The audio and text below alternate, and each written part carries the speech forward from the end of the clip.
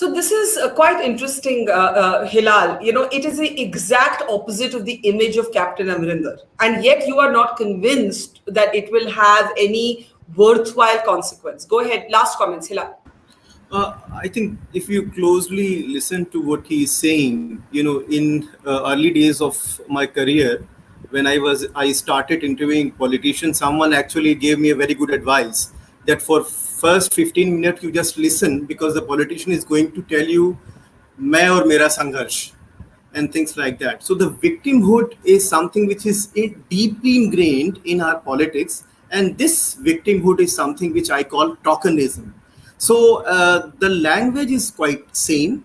There is nothing new. Look at Chaiwala to Aam Aadmi to Chadu, etc. But So it's this worked for them. It's worked for the in Modi's case, it worked. In Kejriwal's case, it worked. Why do we feel it won't work with the Congress? Because both of them providing some extra explanation to their victimhood. For Modi, it was nationalism. For Kejriwal, anti-corruption, etc., and now governance. But I don't think any catchword, any catchphrase is being provided by Congress. I don't think so. I think that's a very interesting point by Hilal Rahul, that you need another layer. You need an idea to attach itself to your identity politics. And that's what's missing in Punjab. True, I agree with him. Politics is, at the end of the day, contest over ideas.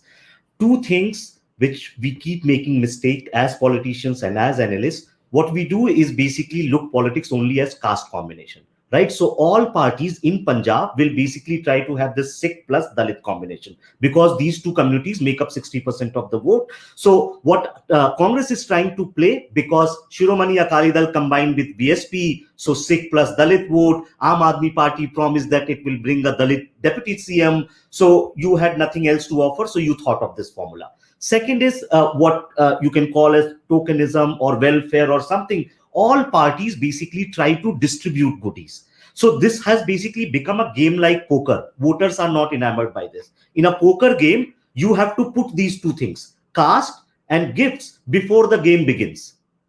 Okay, right? So that's, yeah. I think both of you have really, in a way, framed what the problem is. Prabjotji, if I had to ask you with your ear to the ground, who is ahead in terms of political advantage, party or leader? Who would you say it is?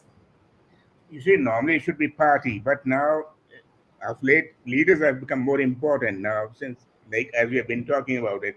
In the last 6 months, if you read all media reports, they are about individuals, not about people or the problem. But what is your feeling? What is your feeling? What are voters? Who are voters leaning towards? People are going to win.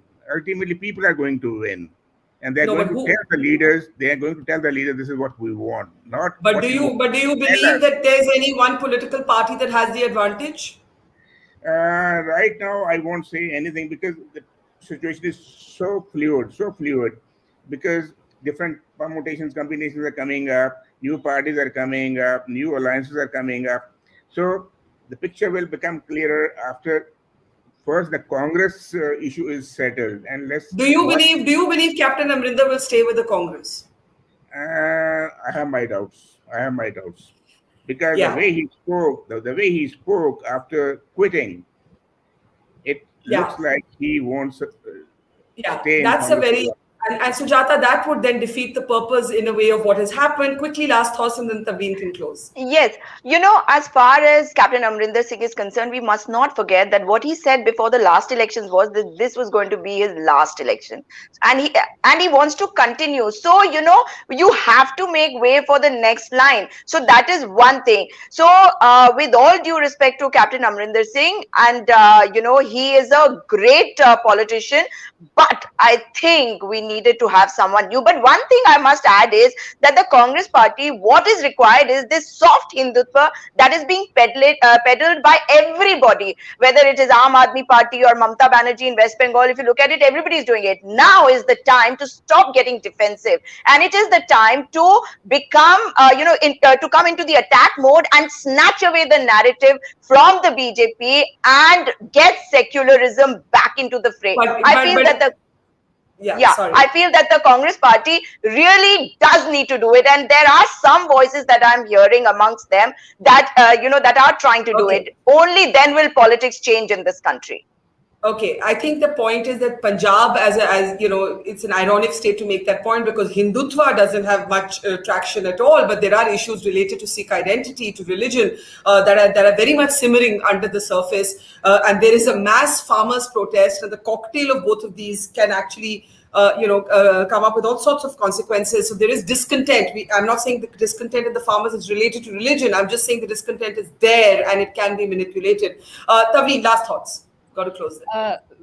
It's always stupid. It's a mug's game to make predictions in politics, but I'm going to make a prediction.